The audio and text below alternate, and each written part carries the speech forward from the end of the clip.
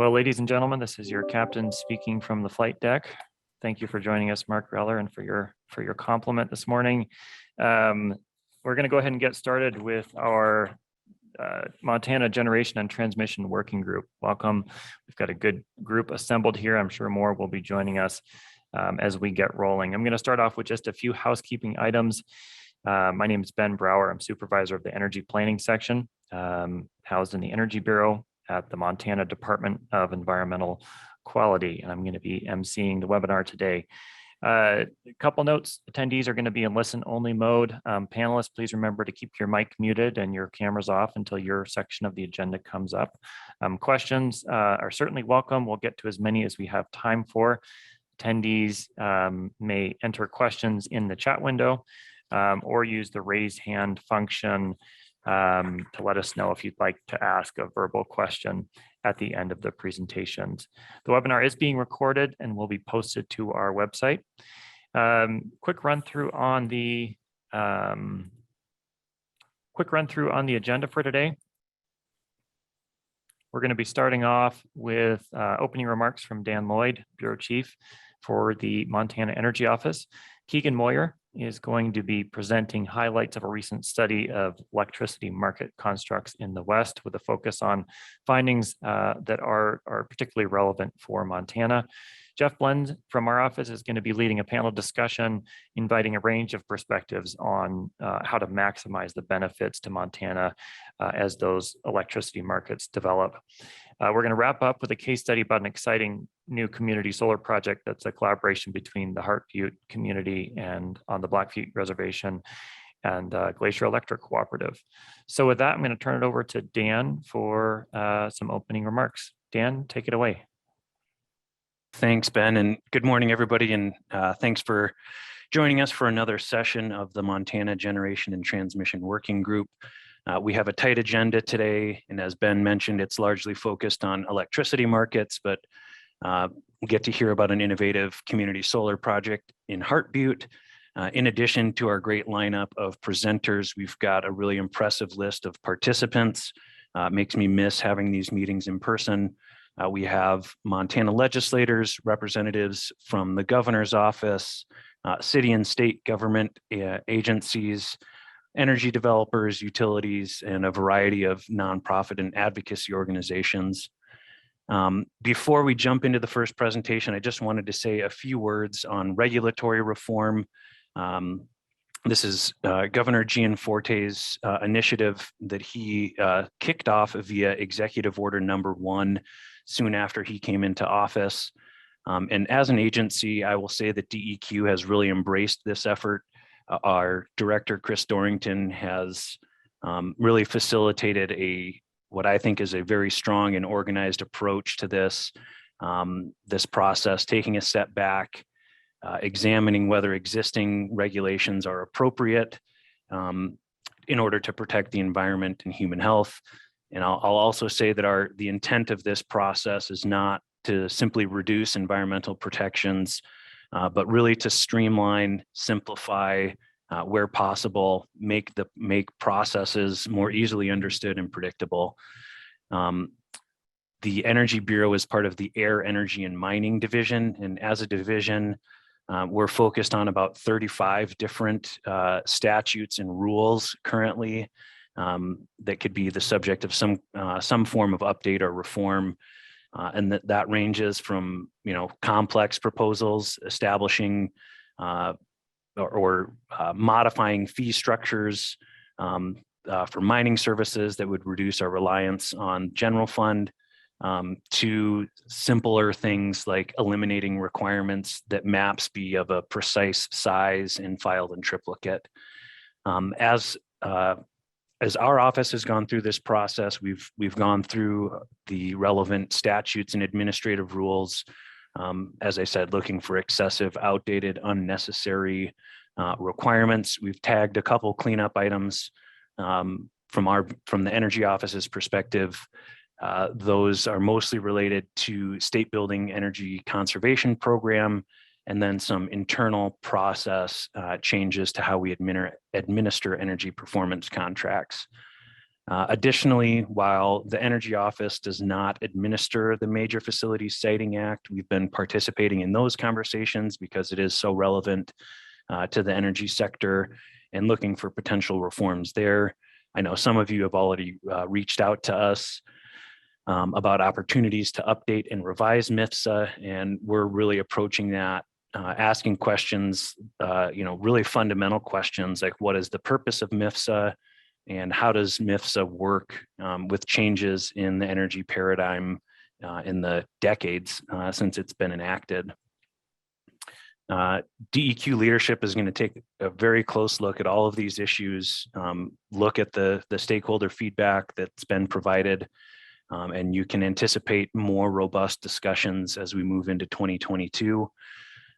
Really, I know a lot of you have reached out, but encourage you to reach out to DEQ if you have specific individual project impacts and continue to provide feedback. And if you have questions or would like information, my boss, Sonia Nowakowski, asked me to put a plug out there that you just reach out to her directly or myself, and we're happy to visit with you on that. And with that, I will turn it back to Ben to introduce our first presenter. Great, thanks, Dan. So first up in our agenda is Keegan Moyer. Keegan's going to be presenting the findings of a study released earlier this fall titled Exploring Western Organized Market Configurations, a Western States Study of Coordinated Market Options to Advance State Energy Policies. This report, it was made possible through the collaboration of partners across the West and funding through a generous grant from the United States Department of Energy, specifically to Utah, Idaho, Colorado, and Montana. In total, 11 Western states provided representatives for a lead team that guided the formulation and the development of this study. Energy Strategies, a Salt Lake City-based consultancy, was our technical partner for the project, performing the modeling, evaluations, and the report preparation for the project. Keegan Moyer is a principal with Energy Strategies and was one of the lead modelers and authors of this study, and he has joined us today. Keegan, go ahead and take it away here. I've got your slides queued up. Great, thanks, Ben. Can you hear me okay? Yep, loud and clear. All right, jump in. Okay, great. Well, thanks for having me today. Thanks for the invitation from you and Jeff and Dan. Appreciate having the chance to go through some of these materials today. My intent is to leave some time for questions at the end. So I think the plan, Ben, and I'll let you jump in if that's not exactly right, but to get through the materials and then to have kind of a formal Q&A. So unless I hear otherwise, I don't really plan on taking questions as we go along. Yeah, go ahead and plow through, and folks, Okay. Like I said earlier, feel free to enter questions into the chat, or you can use the raise hand function to ask a verbal question once Keegan's wrapped up his initial presentation. Excellent. Okay, so let's just jump in here. So I'm going to cover three things today, outlined on this next slide. If we could advance there. The first, just to kind of set the stage a little bit, when I do an overview of the state of the system as it relates to Western power markets. I think that'll be a helpful starting point before we get into the state-led market study, which Ben just previewed. I'm going to cover a little bit of the technical background of the study, just to add some context, but otherwise spend most of the time on a handful of findings.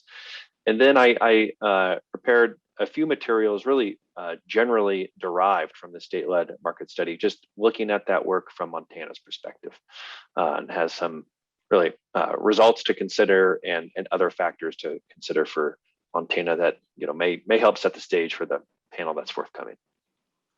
So let's jump forward here. So Western markets today. So there's been an evolution of a kind of a long history and evolution of energy markets in the West. Some of these markets have been successful in terms of their implementation and deployment, and then some of them have ultimately failed to materialize in any structured way. What you see at the top of the screen here are the markets that at least I would consider to have been kind of successfully deployed, or at least have have had formal commitments to them.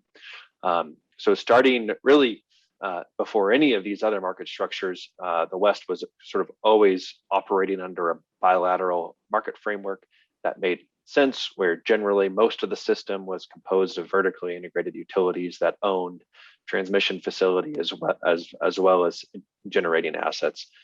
This market framework that really existed across the West before 1998 was responsible and still is responsible for most of the volume of power trading. And that's because this is a day-ahead market that the bilateral framework supports, which is where most of power is actually transacted.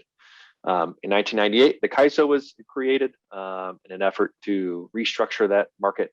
The CAISO consists of some pretty significant transmission owners like PG&E, Southern Cal Edison, San Diego Gas and Electric, and that market offers real-time, day-ahead ancillary services market, has an active RA mandate for resource adequacy, and it includes a robust transmission planning process in its own governance structure. After the CAISO was formed, the next organized market to unfold was the Western Energy Imbalance Market. This was launched in 2014, 2015. PacifiCorp was the first entity to join. It is now on track to make up, have entities joining that make up more than 75% of the load in the Western interconnection. So the vast majority of load will be participating in the EIM that comes from about 14 Western states. What the EIM does is it facilitates real-time trading of power. So it's not a day-ahead market. It's simply a market that operates on a real-time basis and optimizes those real-time transactions. Next, the Western Energy Imbalance Service Market, launched by SPP in the Colorado area, has 2 WAPA BAs in its framework and a number of load-serving entities. This market is similar to the EIM. It's a real-time balancing market, addresses only real-time transactions. It launched in February 2021, and that market is considering a kind of markets plus day-ahead initiative, just like the EIM is. And then finally, the kind of newest market that I would consider that has at least what I would consider a commitment is the Western Resource Adequacy Program. That market is being sort of planned to be binding in the 2024 timeframe, although it will have some non-binding showings in 2021 and 2022. So these markets are the ones that were able to materialize out of a number of prior efforts, which you'll see here. I'm not going to cover all these, but the point of this sort of the graveyard of market initiatives is to demonstrate really how many there are, how difficult these are to materialize, and really how long this has been going on for. So let's go to the next slide, and we'll get into a little bit of the statewide market study. So the statewide market study was a project that actually initiated back in the winter of 2017-18. At this time, a number of the market proposals that I just showed on the prior slide were being considered across the West. So that included proposals from PEAK and PJM. SPP had an RTO proposal. The CAISO, PacifiCorp kind of PTO integration analysis was ongoing. And so there was a lot of sort of advancement of potential RTOs. So the original grant, which was supported by Idaho, Montana, and Colorado, were the official applicants, with Utah being the lead.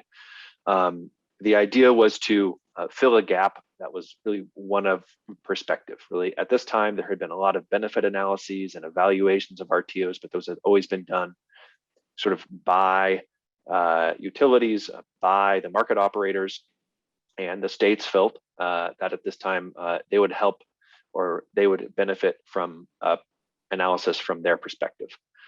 So the grant, which went through the state energy program, sought to fill this and give states an objective analysis, their own view on these issues, in kind of a neutral forum to perform that analysis.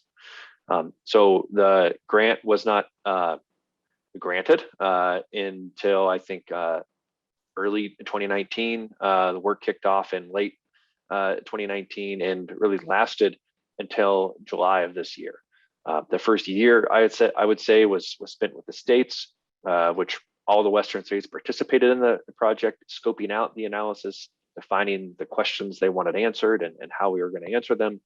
In the second year, primarily fourth quarter of 2020 and the first part of 2021 was spent performing the studies, compiling the analysis, and vetting the results with stakeholders. So this work ended in July with 2 deliverables that were submitted to the states and the Department of Energy, which included a technical report, which I'm going to mostly focus on today, which addresses the gross benefits of these different market frameworks, and then a market and regulatory report, which addresses some of the more issues that are kind of less easily quantified, dealing with governance and the sort of trade-offs that these different types of market frameworks have. So let's jump to the next slide. I put this slide in here just to demonstrate sort of the wide participation we had across the Western states. You probably recognize some of these names, but the structure of the process is we had this lead team. The names, the participants are shown here. That really was the decision-making body for the grant project. And then we had a series of stakeholder calls on a quarterly basis where we would give updates to stakeholders, ask for comments on particular issues, and really receive live feedback on the work that was going on. So the goal of the study was to not kind of operate under a black box type environment and kind of spill the results out at the end of a kind of closed room process. The goal was to keep the assumptions open, keep the analysis open throughout. And I think the group accomplished that. Next slide here. So as far as what the study looked at, looking at the types of markets that have been proposed and are being proposed, you can kind of categorize them into 3 buckets. This study was market provider agnostic, so we weren't evaluating any specific market proposals. So we had to sort of genericize these different market constructs to be able to perform the analysis. And so the 3 market constructs was a real-time or energy imbalance market, day-ahead market, and an RTO. The group is probably generally familiar with a real-time energy imbalance market. Under this framework, it's sort of understood that there's no day-ahead optimization by the market. Those decisions are made outside of the market. Utilities or transmission providers all retain their own transmission tariffs still. These markets generally don't have full access to the transmission system. They have a discrete amount of capacity that the market operator is able to optimize within. And that balancing areas and all those obligations are not rolled up at all. They're all retained at the balancing area level. In contrast with that, the day-ahead market sort of moves the market optimization timeframe forward into the day-ahead environment. Now we're optimizing those schedules as well. We still assume individual transmission tariffs and that there's some amount of transmission capacity dedicated to this market, but it's not all of the transmission on the system, and that balancing area boundaries are retained. So obligations under that each BAA has are kind of status quo under this framework. Finally, in the RTO, a lot of those assumptions change. We still have the day-ahead and real-time optimization that the market operator would provide. We now would have some type of joint tariff that eliminates wheeling between areas. Now, all of the transmission is dedicated to the market since we've kind of gotten rid of any type of contract path approach. And we assume that balancing area boundaries would be consolidated, which helps to improve the operational efficiencies of this market. So these are the market frameworks that we looked at. And our goal was to begin to understand really how each of these constructs might provide economic benefits to the states. So let's go to the next slide.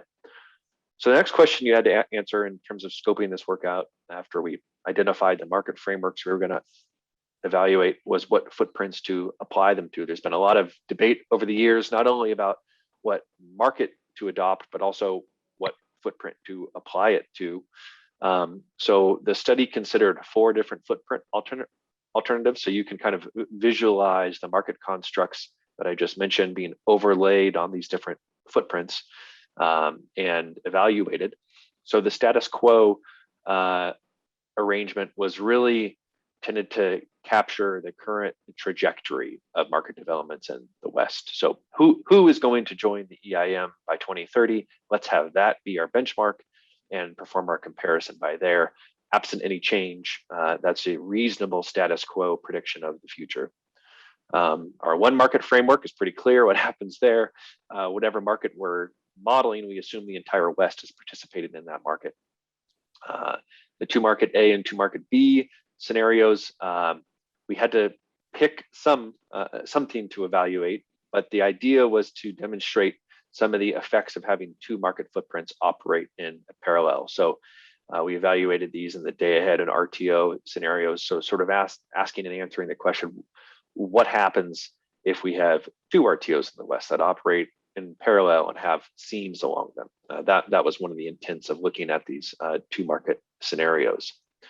So these market constructs that I just mentioned on the prior slide, these footprints were all combined into various market configurations, which are really just studies of the system under these scenarios to answer a long list of questions that the states created. So all of these scenarios were created intentionally to be able to draw comparisons between them to answer particular questions. So that's really the what.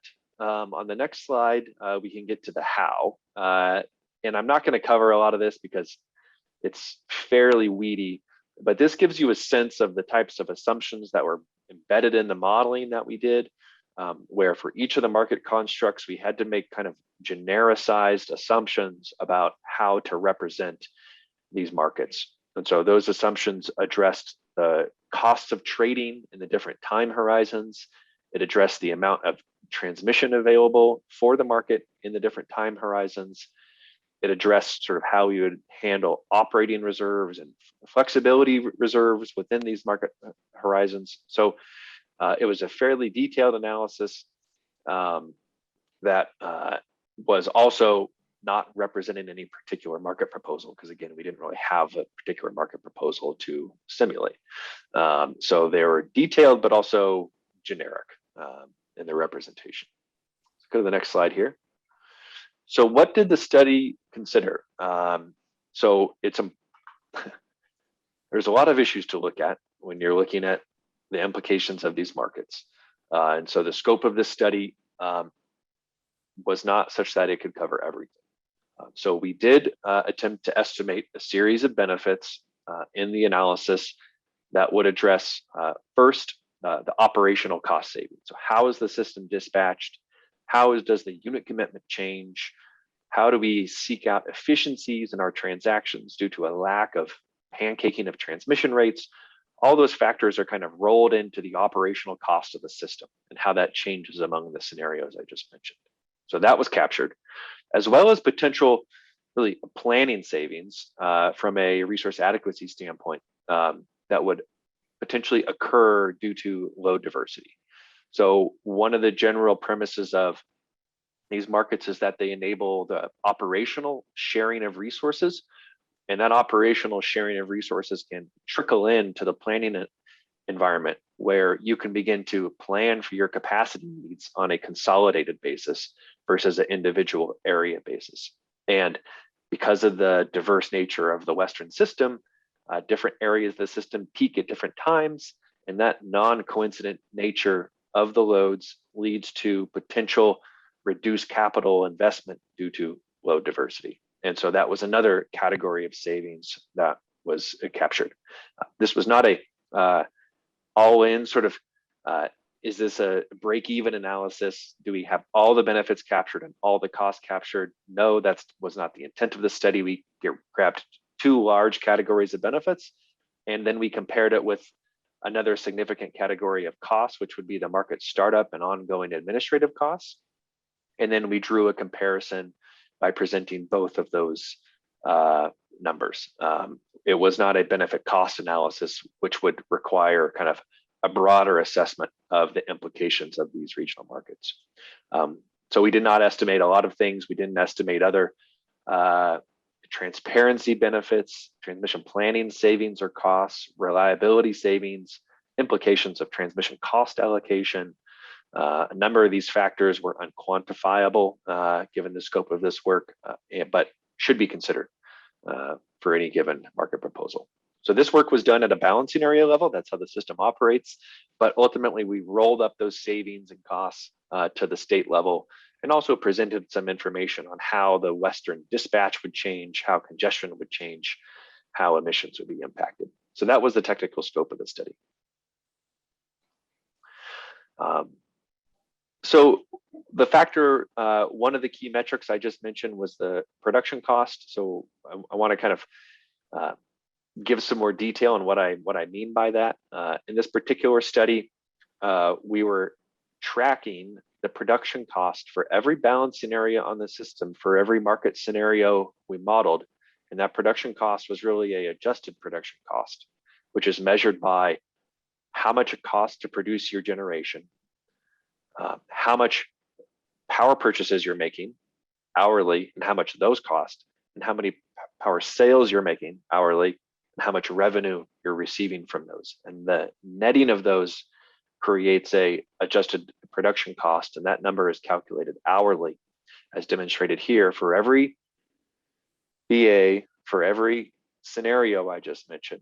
And then we compare the production cost or adjusted production cost for each BA with the different market alternatives, and any changes would represent potential savings for that area. Go to the next slide. I also mentioned the capacity benefits. So the study considered that different market constructs are likely to achieve different potential capacity savings. So it's pretty well understood that a complete RTO might allow for kind of a full realization of capacity savings, because that market framework allows for a coordinated capacity market or a framework that would realize those efficiencies. So we assumed 100% of that calculated load diversity would be attributable to an RTO. However, for the day ahead and real-time markets, we assumed a lower percentage and a range of potential outcomes in terms of the capacity savings that could be realized. That's because the market alone, in terms of a day ahead market, could actually, depending on how the market was set up, achieve zero capacity savings, or depending on how it was set up, it could actually serve as an operational program that would allow a better sharing of resources among multiple systems, which could lead to capacity savings. So we recognize that uncertainty, which is why we bounded the potential benefits that would be realized there. Let's go to the next slide. This is the only slide that I have that touches on the market and regulatory review component of this work. So I mentioned this briefly up front in my opening remarks, that the analysis or the work for DOE in the States was two-pronged. One work stream was technical. One was more of a qualitative review. And so this qualitative review looked at the market and regulatory impacts of these different structures. And we wanted to see how the different market structures could facilitate achievement of the state's energy policy objectives, and how that might also impact state jurisdiction in key areas. So the process by which this was done is we surveyed the states involved in the project to identify their state policy objectives. Those really came down to three things: increased use of clean energy, reliable, affordable provision of energy to consumers, and an interest in retaining state authority on key jurisdictional elements. Those were the three main issues that rose to the top. Then we identified metrics to score the markets against in terms of how they performed against these objectives. We performed research, reviewed other markets, their successes, their failures, collected input from stakeholders, and developed a series of scorecards that effectively ranked the different market constructs I just reviewed meaning the bilateral framework or the real-time framework, day ahead and RTO, and looked at how their different attributes would either sort of help or hurt in achieving these three objectives. I didn't have time today to cover all that, but there's a detailed report written on those issues that I think helps to bring together a lot of the complicating kind of more qualitative factors that need to be considered in the rollout or consideration of any wholesale market. So let's jump to the next slide, and I'll cover the findings. So the first finding from the analysis that we did was that the day-ahead market frameworks resulted in pretty significant savings, about $642 million per year across the West, if we retained kind of the as-planned footprint for the real-time markets and just simply expanded them into the day-ahead. That level of savings is very much supported by the idea that this market would allow for some sharing of resources that would impact resource adequacy programs of the utilities. So that's an important piece of the benefits there. What the potential upside of the day-ahead market framework is that if you get the whole West into the market, we estimated about $747 million per year of annual savings, which is significantly higher than if the West was to kind of fracture and operate two day-ahead markets, one in which California was on its own and the rest of the West was in a different one. That actually is $247 million less than that number I just presented. So there's benefits left on the table there potentially. So the day-ahead market did produce savings that were less than an RTO. So the RTO produced savings, which was about $2 billion of gross benefits per year across the West. That was about $1.3 billion more than the day-ahead market. Our results also demonstrated that the West doesn't have to have a single RTO to result in material benefits. I believe the other RTO scenarios were in the $1 to $2 billion range as well. So we did estimate savings that were significant for all of the RTO frameworks. Go to the next slide. The results that we saw suggest that operational savings and capacity benefits can occur even in scenarios where the West operates two parallel markets. And so we did see significant numbers there, as I just mentioned, but one of the things that was sort of a concern by us and the stakeholders was that our modeling probably doesn't fully capture the burden of having these market-to-market seams and maybe the inefficiencies that they would present. And so that's something to keep in mind in terms of the interpretation of these study results. Of the different market constructs, the RTO framework did lead to the lowest amount of curtailments, the lowest amount of carbon emissions. And so that market sort of has the most integrated commitment and dispatch. So neither of these results was a surprise. And then finally, the study did include a handful of sensitivities. One of the sensitivities was around the impact that a kind of West-wide carbon price, federally mandated or not, but applied across the West equally, could have on the savings. And it did reduce the savings substantially, but it did not eliminate them. The RTO scenario still produced between $1.1 and $1.7 billion per year of savings with the carbon policy in place. And then finally, we also looked at what would happen to these numbers that I just mentioned if more transmission was built than what was expected. So the study did make assumptions about what the transmission build would be between now and 2030, which is when all these results are from. And we made a pretty conservative assumption because we didn't want the results to be contingent on any amount of transmission being built. So we did some sensitivity analysis where we looked for more, we applied a larger rollout of transmission and found that that actually helped to increase the realized benefits of these markets or the estimated benefits. And that increase was, depending on the scenario, between $80 to $100 million per year of increased gross benefits. Okay, so everything that I just covered was presented kind of generally at the system level. The study did produce results at the state level, and I've summarized those for Montana on this next slide. What you can see in my considerations for Montana slide, which I think is slide 16, there you go. I presented here in the table at the bottom left, the gross benefits for Montana for each of the market and footprint and combinations. So we'll see a couple of things kind of roll to the forefront here when we look at these results. So first of all, it becomes apparent that the savings that we estimated for Montana in terms of gross benefits are impacted by both the market construct and the footprint. So I think it's safe to say that you can't be agnostic to markets and they all produce the same savings. We do see a different range of savings accrue depending on the footprint and construct and combination. The highest savings were achieved in the single RTO system. That was about $46 million per year, which if you divide that by the load we assumed in the study for Montana, that works out to about $2.77 per megawatt hour of load in the state. That scenario slightly outperformed the 2 market B RTO scenario, which I put the maps in here so you can see what RTO footprint that assumed.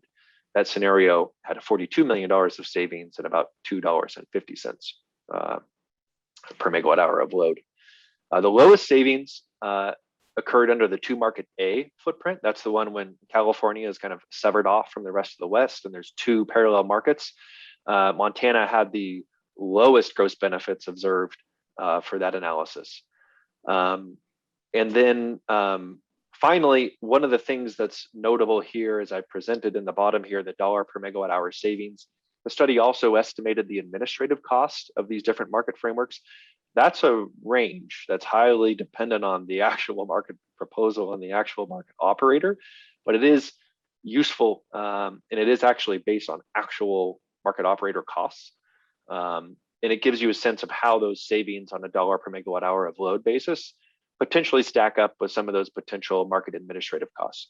That's not to say that the savings value is all of the benefits that would accrue, and that's not to say that the administrative cost value represents all of the costs that would accrue, but they're both important metrics.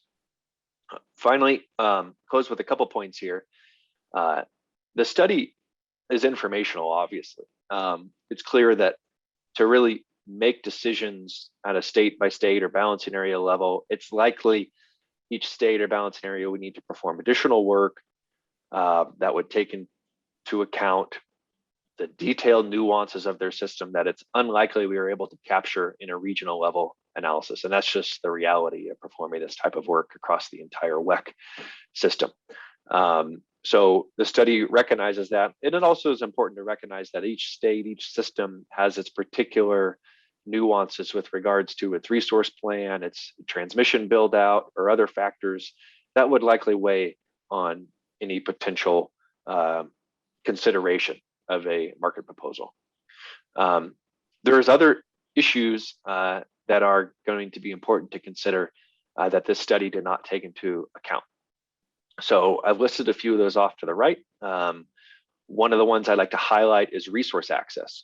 So it's generally agreed upon or understood that these organized market frameworks, really a day-ahead market or an RTO, depending on how they were set up, would help to increase resource access across the system. And really what that means is that today, for the most part, utility systems, when they're going to the resource procurement, there's this requirement to really bring those resources home with firm point-to-point transmission. That's a difficult enterprise.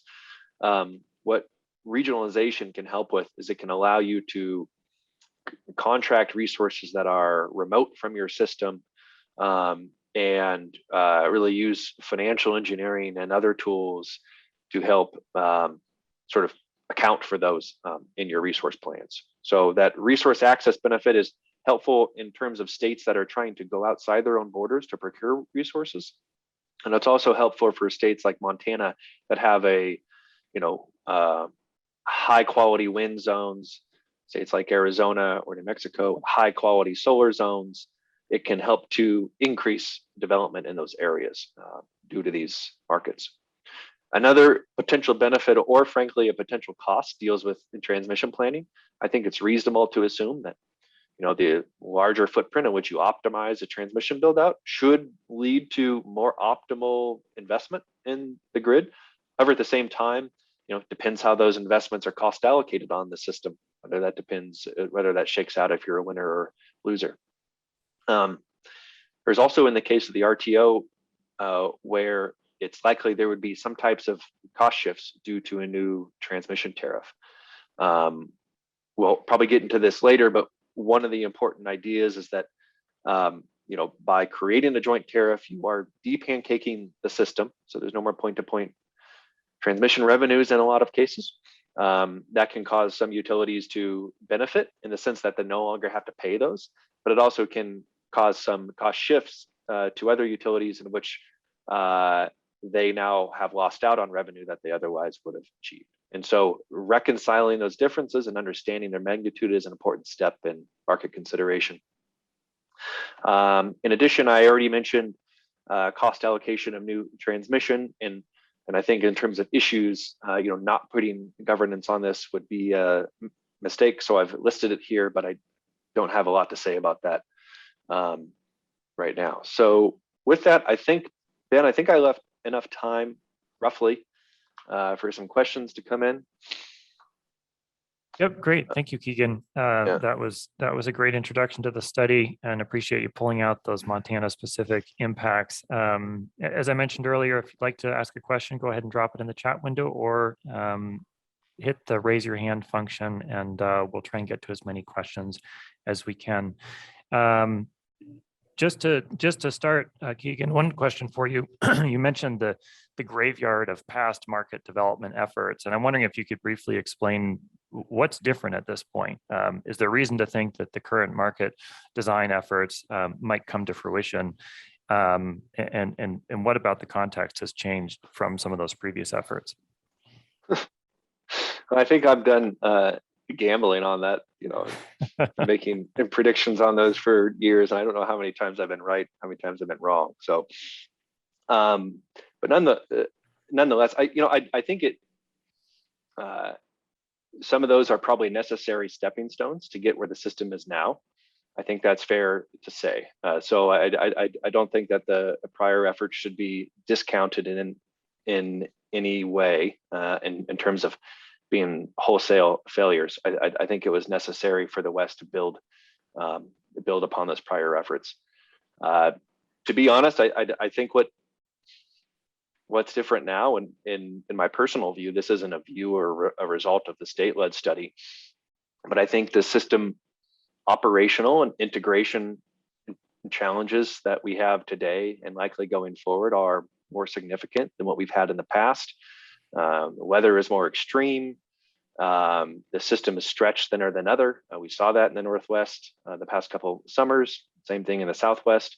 And so any market framework that facilitates the coordination and can do so at the same time, potentially saving consumer dollars, is something that, perhaps needs to be considered now more than other. So if you were going to develop a bullish perspective on today's environment, I think that would be one of the reasons why. Great. Thanks, Keegan. Let's jump into questions from attendees. Bill Pasco asks, why do you think the Montana benefits are so much higher in a market that includes California than in a market without California? The short answer to that, Bill, and it's good to hear from you. It's been a while. The short answer to that is there are times during the year, especially by 2030, when California has a glut of excess power that when California is integrated into a regional system, the neighboring states benefit from the purchase of that, no or negative cost power. When we island California, into its own market, and the rest of the West operates in parallel, that creates friction on that transaction, and that friction ultimately represents the economic loss that you're speaking to, Bill. So that's why, in general, we see a lot of states have higher benefits in the two market frameworks, the one market and the two market B, in which California is kind of better integrated than we do in which in the two market A, where California is on its own. Has a lot to do with the lost opportunity to make those power purchases. It also has to do with the fact that in other times, prices in California are high, and these other systems benefit from selling into that higher price market and thereby accrue higher revenues for their fleet. And so both of those factors weigh on it. Thanks. A question from Mark Reller with BPA. Mark says natural gas prices have changed since the release of this report. With higher gas prices, which way does that push the savings estimates? That's a good point. One of my regrets is not having more time to look at different scenarios in terms of gas price sensitivities for this work. Of every market study I've done, and I think most consultants in my position would generally agree, when you have higher gas prices, you generally see greater savings for markets. And it's simply because you're optimizing more expensive generation. In doing that typically leads to greater savings. So that's from my prior experience. We haven't run all those analyses on this particular study yet, but generally that's the direction that it would likely go. Thanks. A question from Kelly Schermerhorn. Where does this analysis go from this point? And I think, we're going to get into that question to some degree in the following up panel here. But Keegan, I'm wondering, from your perspective as one of the authors, whether you have thoughts on where this might go. Well, this analysis in terms of the scope of this project is complete. We provided our deliverable to Utah, the other lead states. It's been distributed to stakeholders, been issued to DOE. So this work is closed out and done. We've been approached by certain states to continue this type of work. I wouldn't be surprised if that happened, but if anything like that were to continue, it would go on in a different forum, I think, than the forum in which this work was established, as far as I'm aware right now. So that's where it goes. And I think more broadly where it goes is, to the extent that there's market proposals out there, it's likely that similar studies and similar analyses would be done in support of those. So certainly more conversation to follow on that question. Question from Diwakar Tiwari. Apologies if I goofed up your name there. I might have missed it, but can you explain the rationale for split in two market B configuration? I'll see if I can jump back to those slides with the market configurations. Oh, that, yeah. So at the time when we were scoping out this work, there was a proposal for the Mountain West Transmission Group to potentially operate a parallel market that would be sort of overseen by a different market operator. And so the Mountain West Transmission Group roughly consists of that area that's outlined there. And so that was why that group was selected. So it was really kind of to say, by having the one market scenario and the two market B, we can kind of say, well, what's the impact of that decision? And so that's why that scenario was proposed and then studied. Thanks. Question from Jeff Fox, follow up to Bill Pasco's question. Do any states lose benefits in including California in an RTO framework? Yes, California does. Significant benefits. I don't believe that any other states do, but I need to subject to check on that. I don't have that table up right now, but it's in the report. And Jeff, if you want to follow up with me, I can find you that answer. It should be fairly straightforward. Thanks, Keegan. Next question from Brian DeKeep. Do you see a higher or lower thermal dispatch in the modeling? What's the renewable build look like as compared to today? So the renewable build, I'm not sure how to characterize this compared to today, but it's higher. So the assumption was, excuse me, effectively that all Western states achieve their public policy or announced goals. And so we developed a resource mix consistent with those objectives and simulated that. So the thermal dispatch is lower than it is today. I think by all accounts, that's consistent with most integrated resource plans and other forecasts, and renewable penetration is higher today, which I would say the same about. Great. A question from Senator Janet Ellis. Are you making your presentation just to states, or have utilities also been interested? Maybe you could speak to some of the stakeholders that were involved in the study consultations. Yeah, so that's a good point, Ben. So during the study, I would say we did have involvement from utilities, from market operators, and my sense is that they tracked it closely, paid attention to the work, and reviewed the final report. I've personally had follow-up calls with a handful of utilities that have asked for them, and tried to make myself available as much as I reasonably could. So I would say, I'm interested. Yes, I think so, but I'll let them speak to that. And we do have Andrew McLean with Northwestern Energy is going to be joining us for our next panel to discuss market impacts in Montana. Keegan, another question for you here from Gene Schaefer.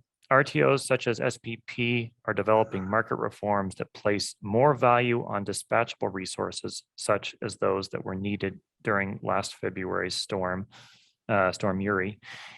And under that scenario, do the low-cost renewable resources from the CAISO market still provide value to a state such as Montana? I can run through that question one more time if you'd like. Yeah, I'm looking at it, Ben. I don't know the exact input. I don't know the details of the market reforms that are being discussed or how they would impact the modeling. But my sense is this: is that the conditions in which these energy-rich states like California, might be exporting to the rest of the system, I wouldn't say that they're considered kind of stressed grid conditions across the West. So I don't see why those economic opportunities would be eliminated in that environment. I think if you were to say that, if all of your economic benefits were contingent on some export occurring or some scenario where your system was at its maximum capacity and your neighboring system was as well, if that was the case, maybe those reforms would have an impact, but I don't think that's the case. So my tentative answer would be no, but that's a pretty general issue. So it's tough to say. Great. I'm not seeing any more questions from our attendees, but I've got one more just to close us out on this piece. Wondering if you could explain just at a really elementary level how utility customers actually stand to realize these projected savings from any of these different market constructs. And clearly it would be utility and regulatory body dependent to some degree, but how does that actually trickle into customer savings, that 46 million per year projection for the RTO one market, for example?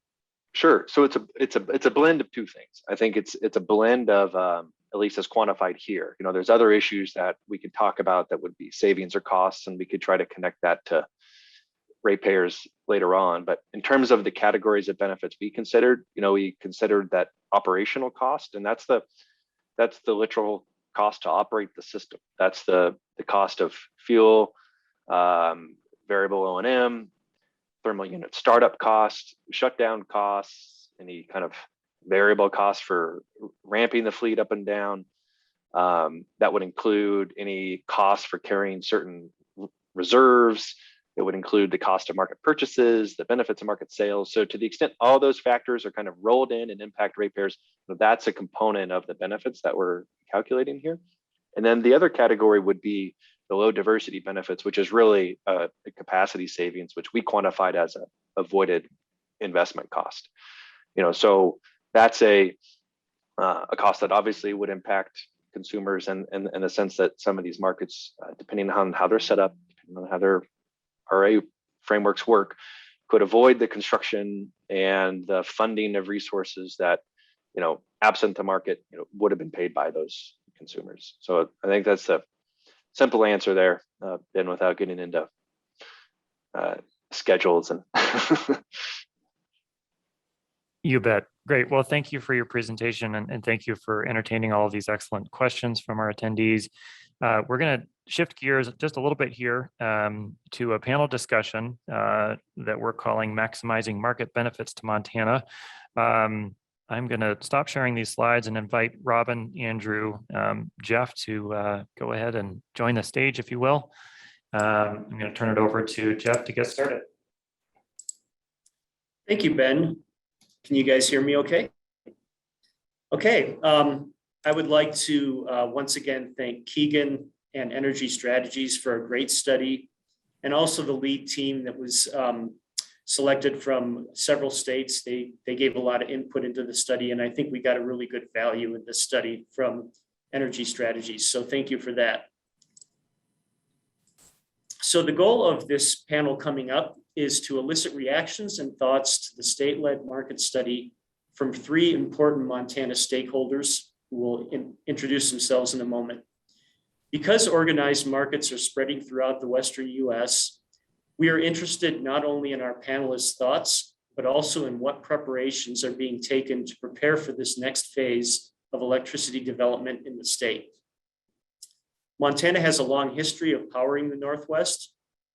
As customer demands for power change, as loads evolve, as coal generation retires, and as extreme weather events test the reliability of the grid, the viability of legacy market structures is being tested.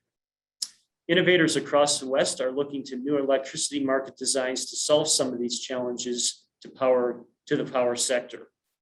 Our big question today is how Montana fits into new market designs and how to ensure that Montana reaps the benefits promised by emerging markets.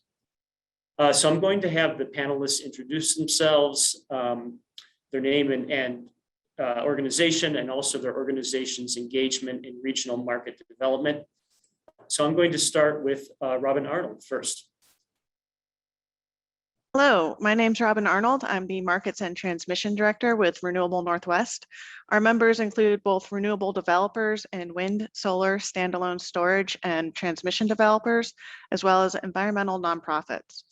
My role is to manage Renewable Northwest's engagement on issues related to regional electricity markets in the states of Washington, Oregon, Idaho, and Montana, including our engagement in the implementation of CAISO's EIM, the extended day-ahead market, the Northwest Power Pools, Western Resource Adequacy Program, and SPP's recently launched Markets Plus initiative.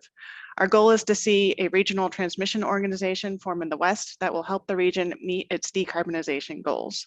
Thank you. Thank you, Robin. I appreciate you being here today. Let's move on to have Andrew McLean introduce himself. Thank you, Jeff. It really is a pleasure to be here and appreciate you having Northwestern on. I'm Andrew McLean. I'm the Director of Transmission Market Strategy and the FERC Compliance Officer for the company. And when it comes to markets, Northwestern's involved in both the Eastern and Western interconnection and markets. In the Eastern interconnection, we have an operation that's a member of SPP, the Southwest Power Pool. And in the Eastern interconnection, we're a member of the Energy Imbalance Market that's sponsored by CAISO and involved in a lot of the other regional efforts that we'll probably get into in a little bit. So myself and a colleague of mine are members of the steering committee of a lot of these efforts and are actively pursuing those.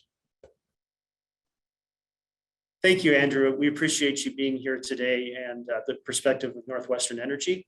And now we will have Commissioner O'Donnell introduce himself.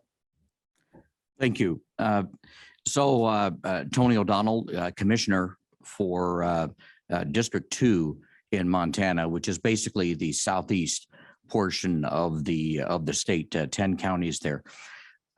Our mission at the Public Service Commission is to provide for and encourage and to maintain adequate, reliable, affordable electricity for the ratepayers in Montana. Looking at this study, we're trying to get some idea of the benefits for Montana at all times of the year. The study basically assumes all other things being equal. And so the lens that I'm looking at it is when things are not equal, when it gets very, very cold in Montana. That's my particular perspective. And I believe that's the perspective of the Public Service Commission. Thank you, Commissioner O'Donnell. I like the diversity we have in our panelists today. So the way we're going to run this is I'm going to ask some questions of the panelists and have them respond. The regional economic case for new and expanded markets is supported by the technical findings of the state-led market study. Capacity benefits for the US West were estimated at about 11,300 megawatts for the entire Western grid under an RTO. At the state level, nearly all states are projected to achieve positive capacity savings in all market configurations, as well as operational financial savings. And a West-wide RTO could result in up to $2 billion in gross benefits per year. So the first question for the panelists is, what are your reactions to the conclusions of the state-led market study from your organization's point of view? I think we'll start with Robin. Sure. Thank you, Jeff. We think that the study shows that there's potential for any of these market options should they develop. However, the greatest benefit is in that West-wide one footprint RTO. So that should be the ultimate goal for utilities in the West to accomplish. The study also demonstrates that the extended day ahead option is worth pursuing as an intermediate step. But again, that should not be the end of it. We should continue to strive to form an RTO in the West. Also, the more seams that develop in the West, the less efficient the markets will be, which again is why we want whatever market to have the widest footprint as possible. And also, Montana already has existing transmission contracts within the Northwest that involve Montana Utilities and Montana Resources. So we think it makes more sense for utilities within the Columbia River Basin, such as Northwestern Energy and the co-ops in the West, to join the same market as the rest of the Northwest. Many utilities and resources within the Northwest have contracts with loads in California and the Southwest as well, which is why we see the study's findings that the footprint options, including California, the single RTO and the two market B, yield more benefits than the footprint that isolates California from the rest of the West, which is the two market A. Thank you. Thanks for that response. Let's go to Andrew McLean. Thanks, Jeff. I think, first at a very high level, we really appreciate having this report sort of out in the public domain and appreciate this conversation. The whole concept of markets is a little bit, technical. It can be hard to get your head wrapped around, and to the extent to which we can all start talking about sort of what are some of the levers for value in the region when we're talking about markets. I think that's really important. When we're talking about production cost savings and capacity diversity savings, that can all be pretty complicated discussion. And so it's great to have something out there that starts that discussion. And then we can all talk about it as a group. I just want to sort of note a little skepticism when we're talking about sort of how much faith we put in these numbers. When we're talking about a day ahead market, or when we're talking about an imbalanced market, or we're talking about an RTO, really the benefits of that, any of those sort of advents, is going to be commensurate with sort of the program design. And the EIM entities filed comments when this effort was kind of up and running. And if folks are interested, I actually would commend those comments. They go into a lot more detail than I'm going to right now. But when you talk about designing an RTO, there's a lot of different pieces that go into it. And I know Keegan and when we were designing this work had to make certain simplifying assumptions.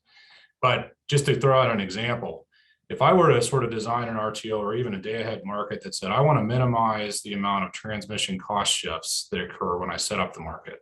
That's the way that the EIM market was set up. And there's a design that followed that. That has a really direct relationship to the amount of benefits that a study would produce, for example. And so I just want to caution, so there's number one, I want to caution sort of how do I look at this study? Number two, in terms of you sort of, Robin, to your point, it's sort of, is it worth pursuing? I also want to add a little caution here about how we're looking at this study, because this study on a very high level talks about benefits, but doesn't, as Keegan mentioned, doesn't get into a lot of costs. And so, when you're analyzing an investment or whether something's a smart thing to do, you're not sort of only looking at the revenue side of the equation. You also have to look at the cost side of the equation. And so it might not be a good idea to invest $2 in order to make $1 of revenue. And so I just want to throw that out there in terms of decision-making framework. I think, this is a great place to start, but I don't think gets us all the way to kind of where what goal is worth pursuing. Thank you, Andrew. And yeah, we definitely hear you on that. These are very complicated steps to get to these markets and to look at them. So Commissioner O'Donnell, if you would like to give your opinion on that first question. Well, yeah, I understand the constraints of the study, as Keegan pointed out. And as I read through here, there are multiple assumptions had to be made on this in certain areas that simply were important, but were outside of the scope of this particular study. For instance, he mentioned not estimated in study reliability benefits. So that's very important. As I say, I take a look at it from the point of view of Montana in extreme weather circumstances, which we occasionally have. It was experienced recently in Texas in particular, but in the whole MISO region. My concern is that, as Keegan pointed out, California, for instance, he described that as an energy-rich state. Well, it's only energy rich at certain portions of the day when they have excess solar power in the middle of the day. So I'm concerned, and the other assumption in the study was that Montana, because of its wind resources, would be an exporter of energy to particularly the Northwest. Well, I get all that, but when Montana has a polar vortex and needs that power, who, and especially at night, what resources are there going to be to provide Montana residences and businesses with the power that they need to sustain life? It's very important to me that when the study says that modeling assumes normal weather conditions, is one of the assumptions, and I get that. One of the basis of the study is that basically all things being equal, and the benefits of the RTO, the study correctly points out that it was based upon the RTO running at 100% efficiency. Well, nothing runs at 100% efficiency. So I'm really concerned about the details, and because this commission was not involved, as far as I can find out, with the working out of this study, it introduces many questions as to what the benefits of Montana will be when Montana is in extreme need. That's the lens that I look at it at, and I'm incredibly interested in how this would work. Montana, the governor's office, all the way to the PSC, we believe in markets.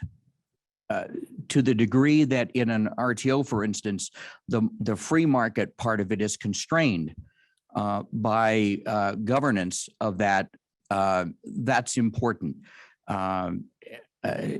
Not all RTOs are the same. So the structure and the governance would be very important, so that Montana has a seat at the table that benefits Montana and not just as an observer.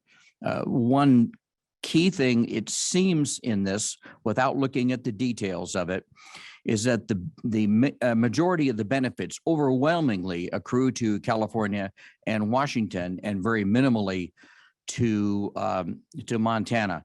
So what it suggests is that there is a great sucking sound of benefits to those populous states, and that Montana sort of gets left behind. And that's just an area, it's not a conclusion, but it's an observation, and one that I'm keenly interested in learning much more about. Thank you. Thank you, Commissioner. And I'm going to have another question for you that'll address some of your concerns, I think. So we're going to go to our second question here. And the second question is, what are the essential issues or components of market integration that you see necessary to give Montana energy developers and utilities access to Western markets? And just for fun, I'm going to shake up the order a little bit, and I'll start with Andrew McLean of Northwestern Energy. Yeah, I think just a couple of thoughts on this, just to get the ball rolling, Jeff. I think, and I might answer your question a little bit differently. What are sort of the key hurdles I think that we need to answer and we need to center up on before we even begin talking about sort of markets? Number one is just sort of resource adequacy position of in Montana right now. I mean, you show up, you have to show up in these markets resource adequate from a capacity perspective. That's a big question for Northwestern, certainly in Montana. And as Robin mentioned earlier, it also goes beyond just Northwestern's capacity position. It involves, the third parties and our balancing authority. So that is a huge question with that really we need an answer to or direction on before we even begin thinking about what markets we can access. The other thing, and it'll be a theme sort of, I think, throughout this, some of my remarks, is we really need to, from a Northwestern perspective, follow along with what our peers are doing here. We're seeing a little bit of this with respect to EIM, but with respect to connectivity to a market, Northwestern really needs to follow along with sort of what our historic trading partners are doing.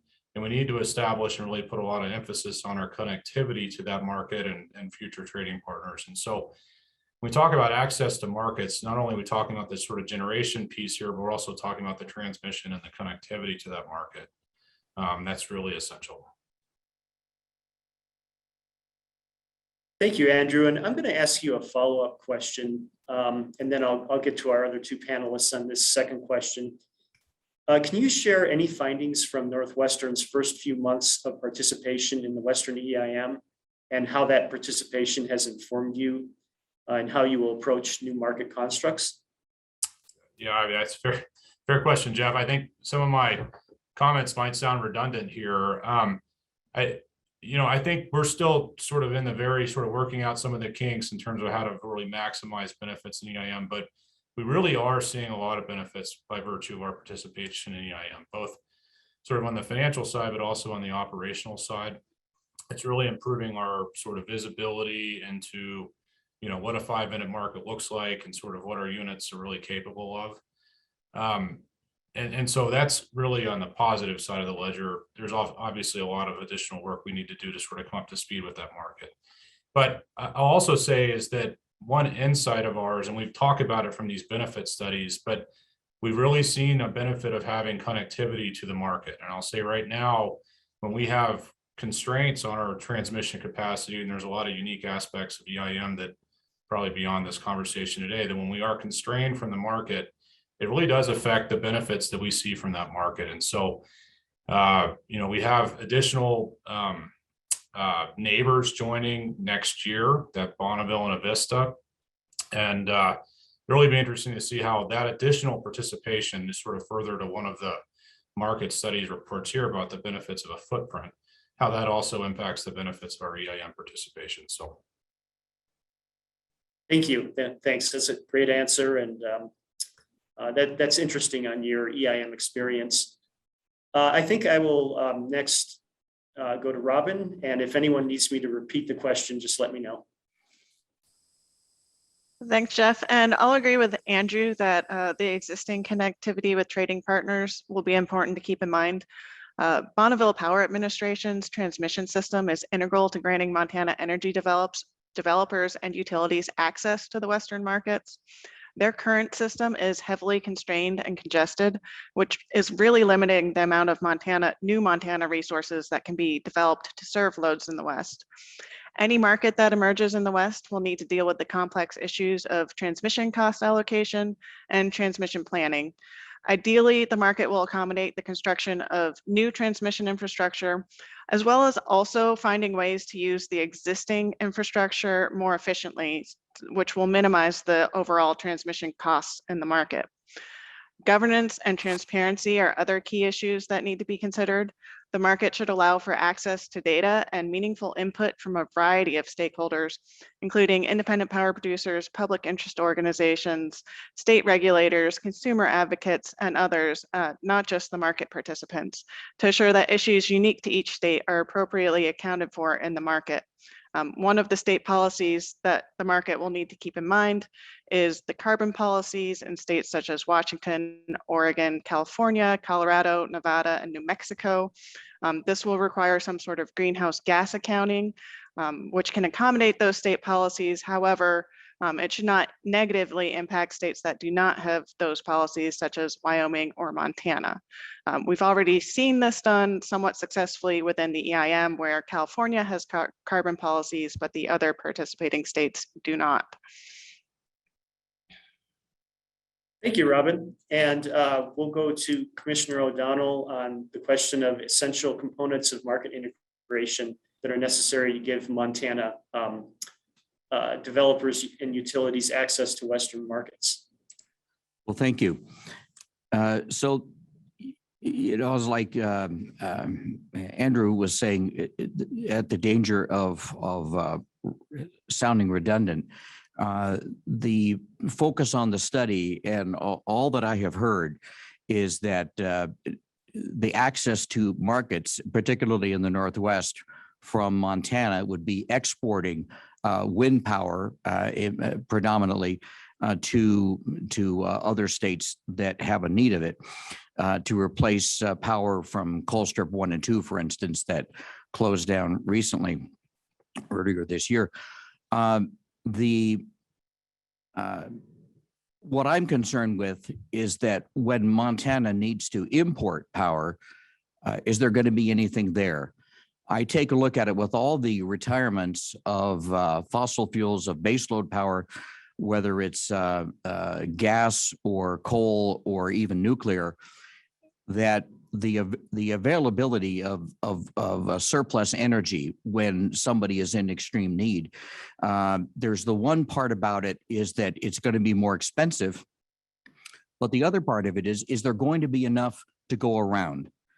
When Montana has a polar vortex, it may affect Washington and Oregon, for instance, Idaho at the same time. If something simultaneously causes a significant need in California, and we all go to the market at the same time, is there going to be, at whatever price, is Montana going to be outbid? And if so, the similar circumstance to Arizona in the summer, if they don't have enough power, basically people will die in Montana. So it becomes not just a matter of rolling blackouts in California that have some effect, but you get used to it type of thing. It's a minor inconvenience. No, this is a life and death issue for Montana. In terms of the West, Montana is in the upper eastern corner of the whole thing. We're sort of at the end of the line here. And so therefore, we're not, I don't know that the states around us really have any power to send to Montana when we really need it. But the assumption of the study is that Montana would be a great exporter of power. We require Northwestern, for instance, as the major energy supplier in Montana, to provide adequate power. They have been very, very clear in pointing out capacity deficits that we have. My concern is that Montana has enough power availability, whether it's homegrown or be able to import, to satisfy our needs in time of our extreme needs. So all things being equal, I'm certain, and the report verifies, that there are benefits to Montana ratepayers. But I look at it in terms of when we need it the most, who's going to be there to help Montana.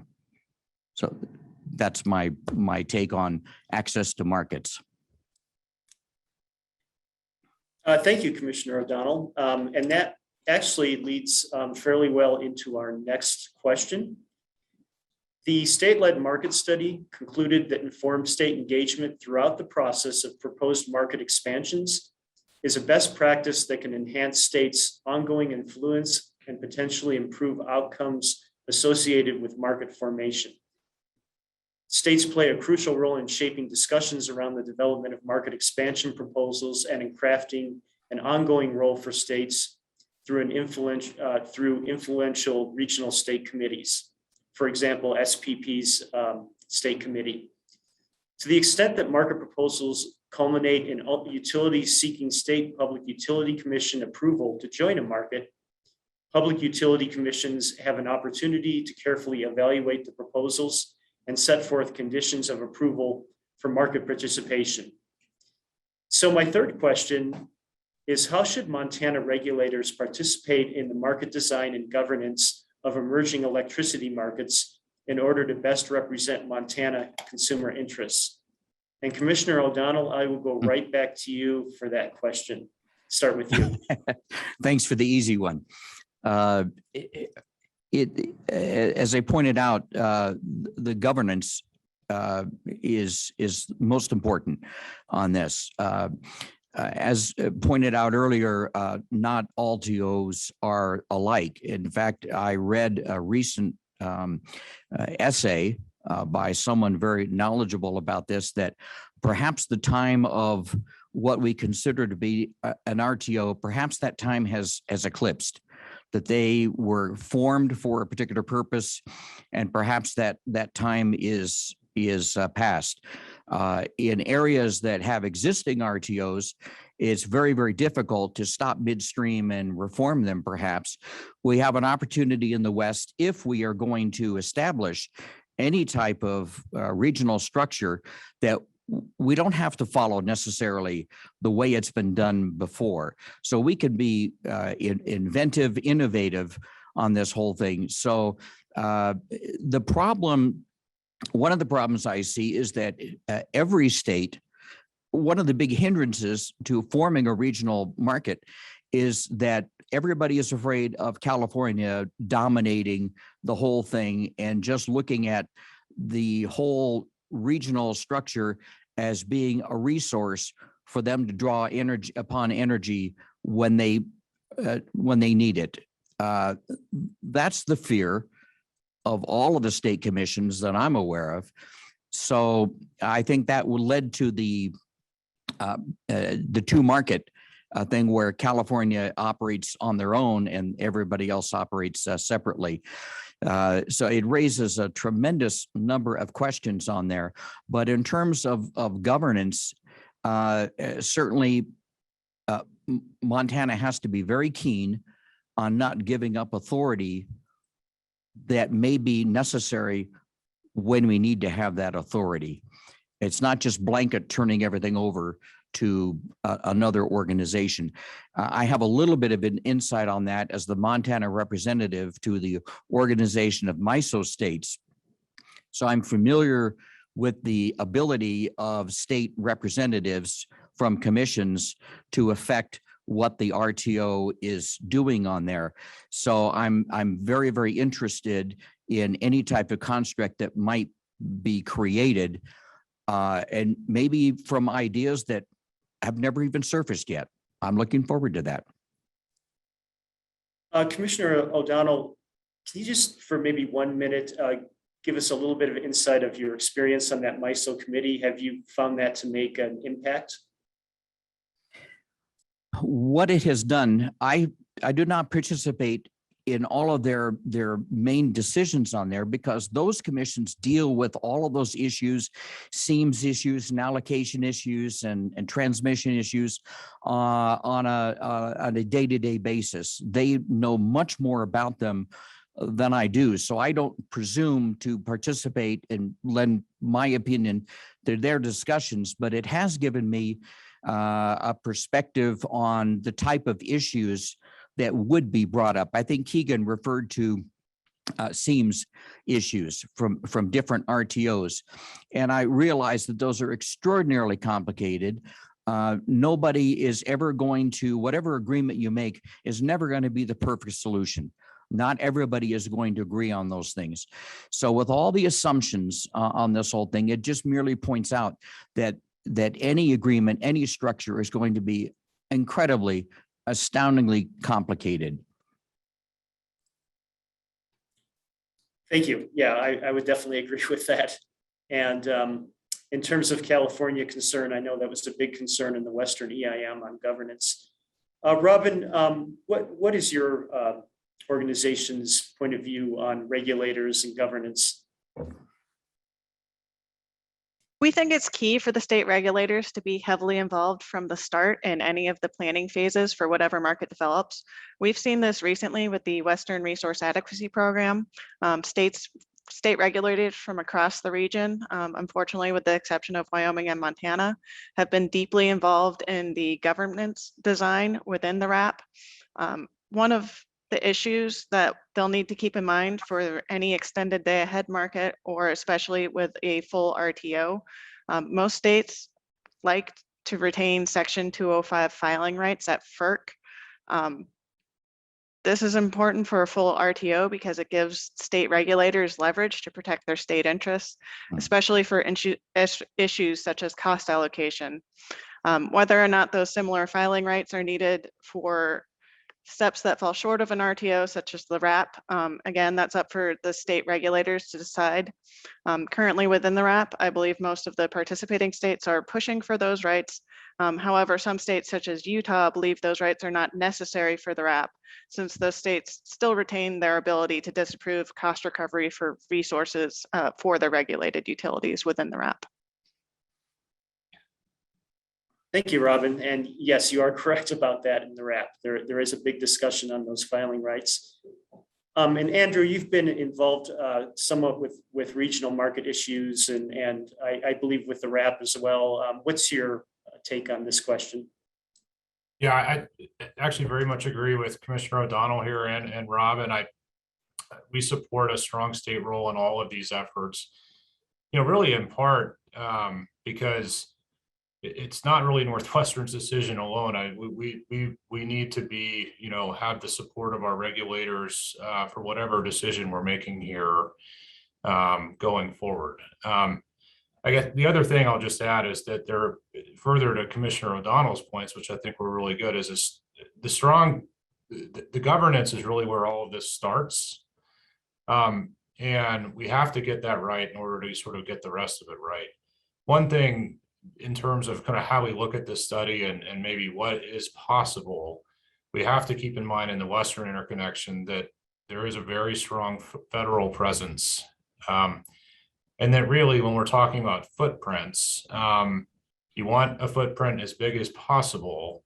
And in order to do that, you almost have to have Bonneville at the table. And so when we're talking about sort of theoretical, that's fine and probably good, but we also have to be a little bit pragmatic and take into account that there's a little bit of a balancing act here with respect to Bonneville's presence and their interests and their customers' interests in terms of what we can do from a governance perspective. So I know a lot of people have been following the resource adequacy program, and that's a little bit of the balancing act that we're trying to do with that program in order to get governance right. Thanks, Andrew. Thanks. I think we're going to go to some questions. We have a few minutes left, and those questions can be directed at our panelists or Keegan or myself. So great. Just jumping back in here to help get some questions rolling. Again, put them in the chat or go ahead and hit the raise your hand function and we'll loop you in. And Keegan, thanks for rejoining us. There's one question, Jeff, that's come in through the chat so far from Alan Combs with New Energy Works. The question is, are the commissioner and Northwestern saying that the benefits shown in the Western integration study were the results of lowering reserve margins to serve load in the state? I thought the Western integration study assumed all participants need to be resource sufficient. Maybe that's a question for Keegan, whether you could clarify what the essentially the resource adequacy assumptions were in this study. And then we can take it from there if you like, Jeff.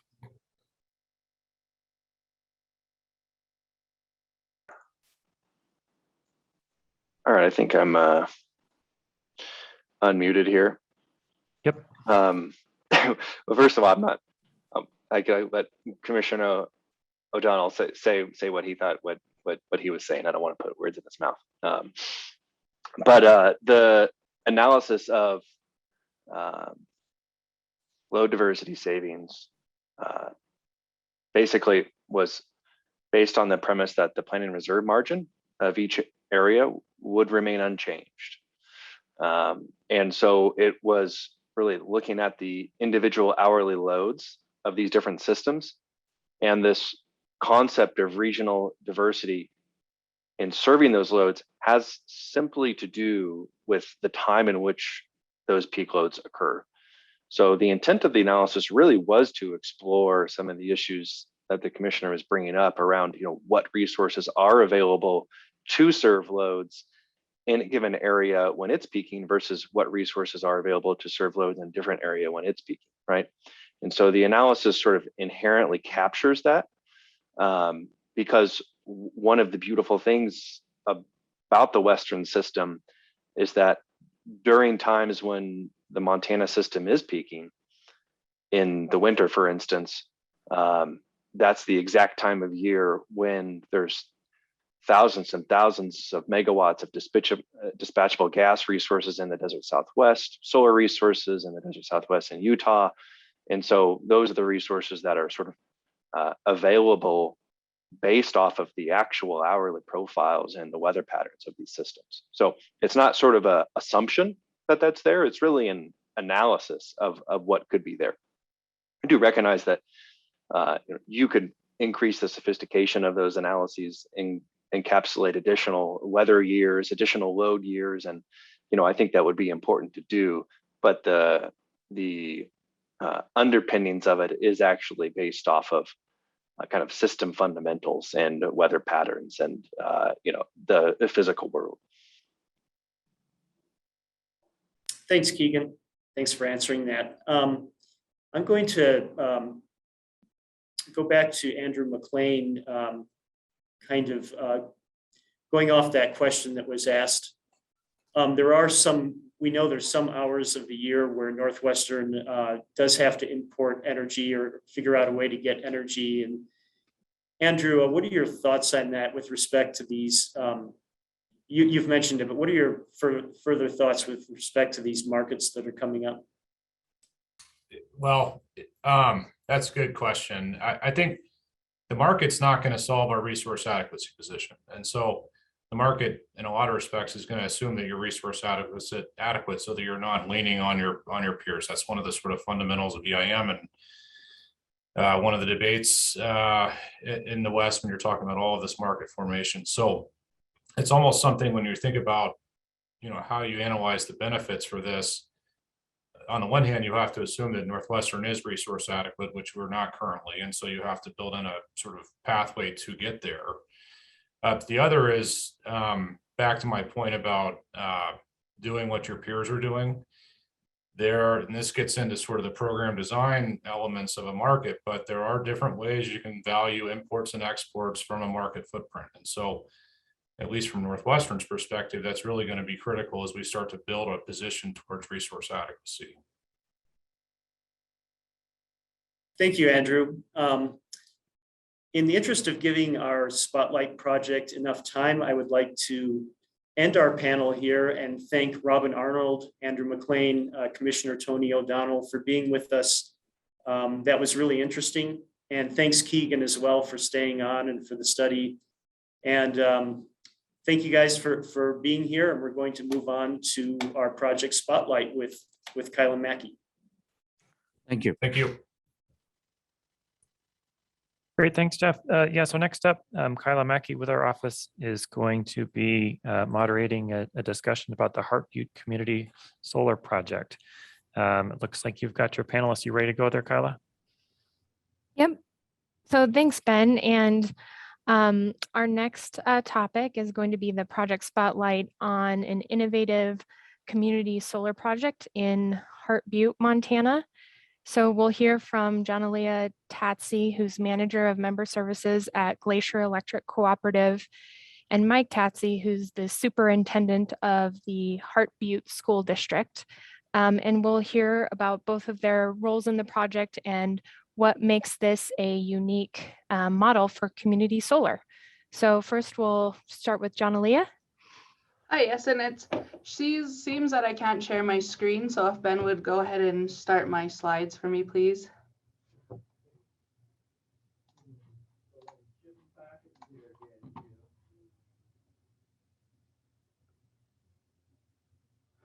Okay, so again, thank you for having me. My name is Jonalia Tatsy, and I just want to apologize ahead of time, but I am a very fast talker, and like most millennials, I blame my parents.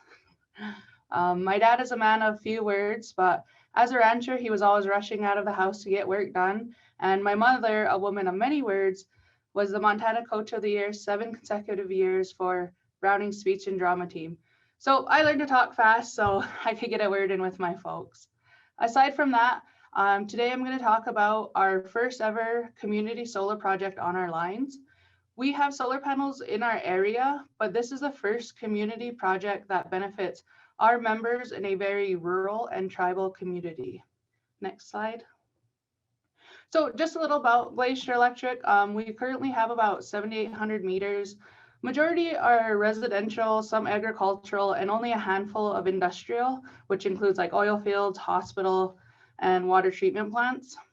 We service 4 counties and 2 Canadian border crossings. Our service area covers the east part of Glacier National Park and the Blackfeet Indian Reservation. We have 2 offices in Browning and Cutbank, Montana, and our cooperative has 9 board members and 33 employees. Next slide. So these are the entities involved. This wasn't a project just between Glacier Electric and Heart Butte School. It actually involved Glacier Electric, Bonneville Environmental Foundation, Heart Butte School District, Blackfeet Community College, Grid Alternatives, and the Blackfeet Tribal Business Council. I received a call from Bonneville Environmental asking if we had an area that was both rural and on tribal land. We had been in talks with the Blackfeet tribe before, but there was never anything like concrete on where the panels would go, who would benefit, or where the funding would come from. So I got the idea of a school setting actually from Ravelli Cooperative, who did a similar setup a few years ago. And as a smaller cooperative, we do not have the funding capability nor the manpower to maintain the panels. So having a school involvement, we would have someone there who could maintain the panels with clearing of snow, debris, replacement of panels, etc. So we had our first meeting with Heart Butte Superintendents Mike Tatsy, Raffaella of Bonneville Environmental Foundation, and Tribal Councilman Mark Pollock. And just from that very first meeting, everything was a go from there. It was great. The school was excited. They had some funding set aside. They've been working on updating the school with murals, a new entryway, and this just fit in with our projects. So later on, Blackfeet Community College came on board to help with funding. They were working on placing rooftop panels with grid alternatives on 4 of their older buildings at the tribal college. So the school piggybacked with them on the grant writing so it would just be turned in as one project. However, in the end, the school wasn't eligible for some funding because they are a state-funded school. So they ended up putting more money on the project themselves, but thankfully that didn't deter the project. Next slide. So just about the panels, there are currently 456 sun power, 350 watt solar ground mounted panels. There are 3 rows of panels about 50 feet away from the school. And the project took around 8 weeks to complete with grid alternatives. And this project began pre-COVID, so that did stall the project a little. With engineers not being able to come on site, they had to rely on photos and Google Maps. And with the Google Maps, initially planned to have rooftop panels on the school, but the way the mapping looked, it looked like the rooftop was flat and the panels wouldn't be feasible on there. However, after the site visit, they said the rooftop was actually at a perfect degree for the panels, but the work had already begun to clear the ground area, so it was set away from the school. We had thought we would lose around 20% of the solar output being further away. However, when the panels were turned on September 14th, the readings for that month were exactly as calculated. So as you can see, the average bill credit for that month was $671, followed by $464 and $317. Now this is in October and November when we saw less sunlight and we actually had a little snow in our area at that time. So based on those estimates, we are estimating the panels at 14,520 kilowatts or around a $450 solar credit a month. Next slide. And so just some benefits to the community. Like I said earlier, Heart Butte is our southern portion of our service area and the Blackfeet Indian Reservation. So there are around 150 residential meters, and the largest output there, of course, is the Heart Butte School. Next slide. So these are just some program benefits. We are able to assist 20 households for a full calendar year. The benefit will vary from $10 to $28 a month, depending on the output of the solar panels, of course. The school receives 25% of the solar output, and the other 75% gets distributed to the 20 selected households. And after January 1st, 2023, the next 20 households will then receive the credit, and so forth down the list. And this is just a little map of the community. You can't see how many meters there, but like I said, it's very small and very rural. And next slide. So we are able to assist in our initial outreach. There are 79 households who meet the qualifications out of the 150 meters in Heart Butte. We have a WAPA credit, which is applied to Blackfeet tribal members who are 55 years or older. They do not qualify for the solar credits because they already receive a credit each month. So if all 79 eligible households submit an application, they will see a benefit every 4 years. Unlike some programs, this is a no sign-up fee program. All of the other community solar projects in the state are a buy-in program where a person purchases a panel from the co-op. Since the school purchased the panels and does the upkeep, we just didn't see a point in making our members buy into this program. So this is what makes it very unique from other solar projects. And next slide. So in conclusion, we are excited about the future of this project and the benefit to our members who live in one of our most rural tribal areas. And the Heart Butte Community Solar Project will benefit both the school and community members for years to come. Again, we would like to thank you guys for having us, and especially to Mike Tatsy, just for spearheading this project with us. And I will turn it over to him. Thank you. You're pretty fancy there, John Lay, having that fancy slide. I was thinking that really showed everybody exactly what was done there, and I was wondering how I was going to explain that. So good job. Yeah, so like John Lay mentioned with the project, they brought out to the school with Mark Pollock to visit with us about the potential of doing it. Was something that I never even thought about ever happening. But as soon as we sat down and visited with them about it, one of the very first thing that came to mind for our school was I know it would be a benefit to our families, and kind of our approach here at the school over the last 4 years is to take care of our students and their families' health and well-being first.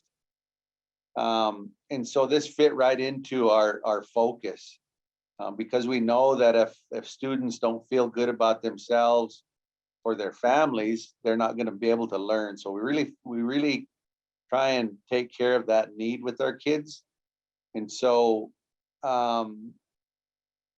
we know that if we can put, even though it's a small number of families, if we can put an extra $20 or $30 a month into their pocket each month, where they might be able to buy their kids clothes, they might be able to buy some extra food maybe, or maybe even just be able to recreate a little bit with their families. We knew that that would make the family and the kids all feel better about themselves. And when they came to school, it would just have an impact on the way that they were ready to learn when I got here.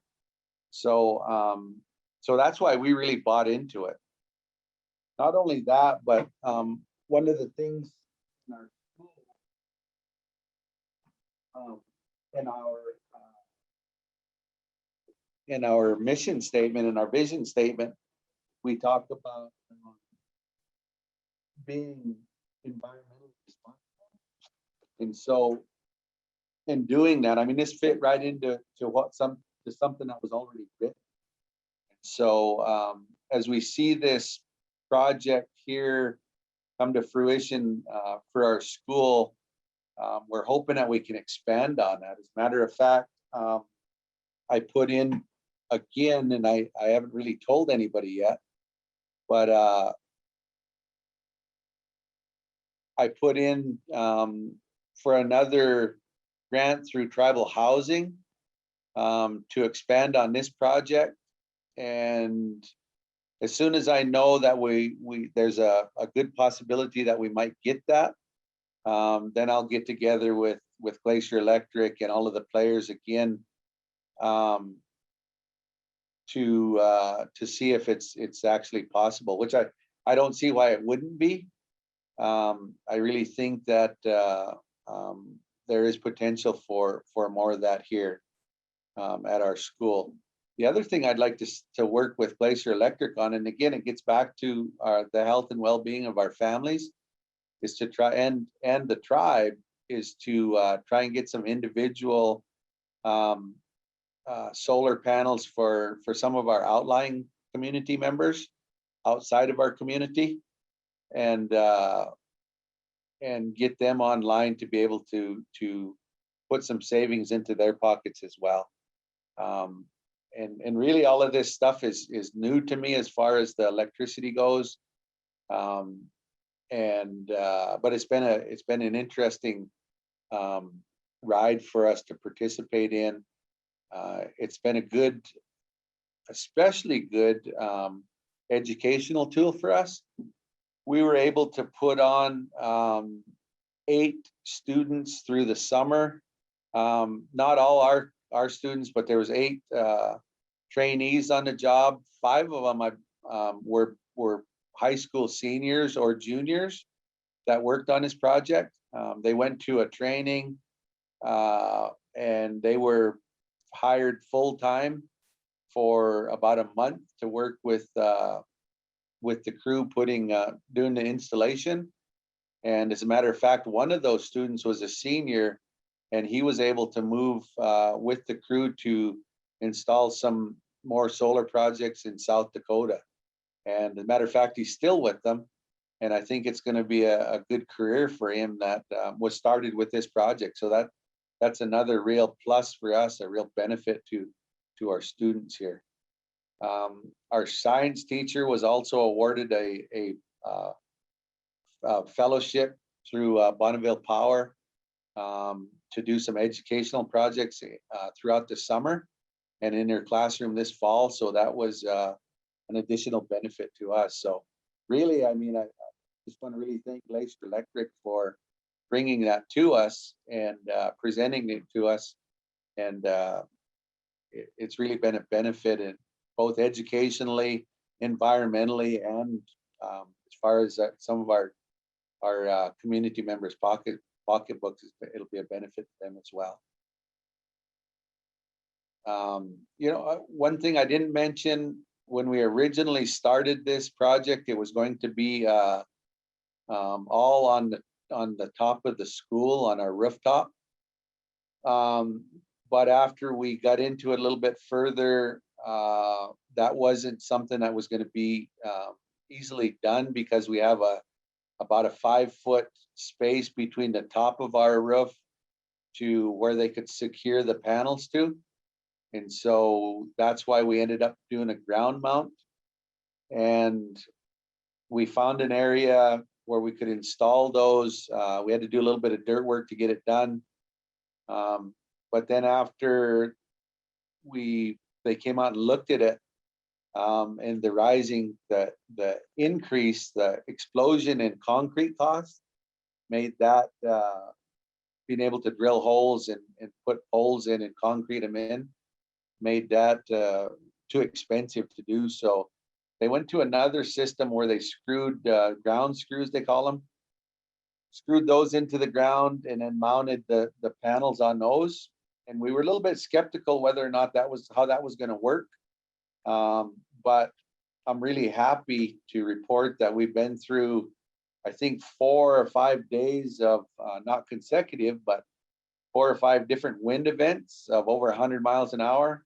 And those are standing just as steady as the day that they were put in. So that was a good sign for us. I was pretty nervous at our first and second windstorm, and they survived. So all is good.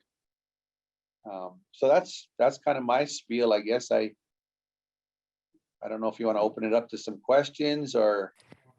Yeah, well, thank you both, John Lee and Mike. That's really a great information on the project, and really neat to see how it's benefiting the community, not just with the electricity that it's providing, but other benefits through job training and education with the school. So yeah, we can open it up to some questions. We have a few here in the chat. So let's see, the first question is from Susan Below. And she asks, is the system being used to teach math and science classes? I'm guessing that might go to Mike. Yeah, so especially in our science class, I mean, she was able to use that and continues to use that project in her lessons.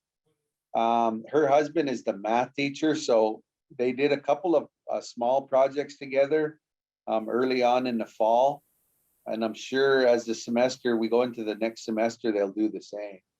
So kind of the short answer is yes, we've been able to do that. Our industrial arts teacher is also going to incorporate some things next spring as he learns a little bit more about solar stuff. And he's a brand new teacher, first year. And so he's going to incorporate that in as well, though. Mike, if you guys would want, some things for like readings and stuff to help in those math class, it's going to take at least 6 to 7 months to get it all compiled together, but we'd be willing to share that too. So good deal. Yep. I'm sure we'll reach out for that. Great. Our next question is from Julia Haggerty. She asks, how did you develop the program benefits approach? Meaning, did you borrow the benefits program from another example, or did you put it together with the partners on the project? So I'm assuming you mean as far as like the application process, or just from that. The great thing about being a Montana co-op is we work very well with all the other co-ops in the state. We already had a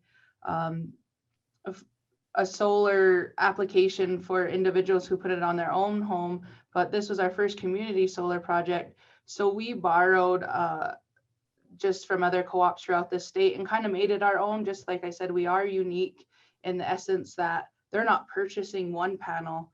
They're not making a purchase. Since the school owns the panels, we are just delivering those benefits to an individual. So we did have to change some wording, but like I said, working with co-ops, it's really great if one co-op doesn't have something the other does, and we're more than willing to share with each other. So that really helped us. It did take us a little bit of time because the panels weren't turned on until September. We were hoping to already have our list compiled, but it just took a while to kind of get the readings. And right now we have 16 individuals signed up. We're waiting on for a few more applications, but those members will start seeing the benefit January 1st. They won't see the credit on their bill until December because of our billings a month later, but we're looking forward to that. And I mean, within the first day of applications being available, we had 10 applications handed in, so it's great. Great. just a quick question. Is there storage associated with the project? So there's not. So the way our interconnection agreement goes is we just true up at December 31st. So if you were to have an excess amount of credits, it just zeroes out into the new year. However, what we're going to do with this year, because we will be alternating 20 different residents each year, is at the end of December, we'll true up with those members and the school at each December. So unfortunately, we don't have storage, but we will save those as credits on their bill. So we'll just hand it out to the members and to the school. That's great. So finally, I know you talked a little bit about this, both of you, and you can both add on if you want, but maybe talk a little bit more how the project came together and who initiated it. I think you touched on that, but anything to add on the partners that were involved in the project, the impetus, anything there you'd want to add? So Bonneville Environmental Foundation was actually the ones who initiated the call. Like I said before, we had been talks with the tribe about doing a solar farm before, but there was just never anything concrete on how it would go about. So Raffaello actually reached out to my office first and had asked that, or had stated they had grants for places that were both rural and in a tribal community, and wondered if we had any sites in mind. So as the Glacier Electric, we brought in the general manager, myself, and the board, and we wanted to do it in one of our rural communities. I mean, Heart Butte is, like I said, in our southern portion territory. A lot of our members with our winter roads we have here have a hard time, making it to one of our main offices, which are 30 miles away, 30 and 60 miles away from where they are. So we were looking at Heart Butte School, and then we were also looking at the Bab community. But then we settled on the Heart Butte community on our end as a more feasible option. And I don't know if Mike has any other entities that were involved as well. Oh, Mike. Really Oh, yeah. BCC really held our hand along with Rafaela throughout the whole project. And so it was, I think they did have some experience from before with those projects. So a lot of encouragement from them to continue on, because part of the deal that we ran into was the funding side of it, because we weren't able to get the Department of Energy grant. So that was going to be a little bit of a problem for us, but Bonneville Power was able to pull in some more money. I was able to take a little bit more money out of my budget to do the project. So there was just a lot of that encouragement from especially Bonneville Power and the community college. And then Grid Alternatives, I seen a question there, did the installation. So we had a very good relationship with them on the project. They led us through the whole thing and really helped us with the information we needed in that grant writing process. So yeah, it was a good collaboration of a lot of different people for sure. And Glacier Electric was really, when they initiated that with us, it was perfect fit. Well, great. Thank you. Thanks to you both. And yeah, what a really cool project. And thanks for sharing more information. Really appreciate you both being here. So I'll hand it back over to Ben to close us out.